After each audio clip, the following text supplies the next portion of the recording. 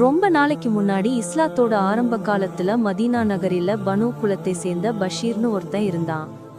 சில வரலாறுகள் அவரோட பேரை வேற மாதிரியும் சொல்லுது. அவர் ஒரு முனாஃபிக், பாசாங்கு முஸ்லிம். வெளியில தன்னை நல்ல முஸ்லிமாக காட்டிக்கிட்டாலும் உள்ளுக்குள்ள நபி முகமது ஸல்லல்லாஹு அலைஹி வஸல்லம் அவங்களையும் அவங்களோட நண்பர்களையும் கேலி செஞ்சுட்டு இகழ்ந்துட்டும் இருந்தாரு.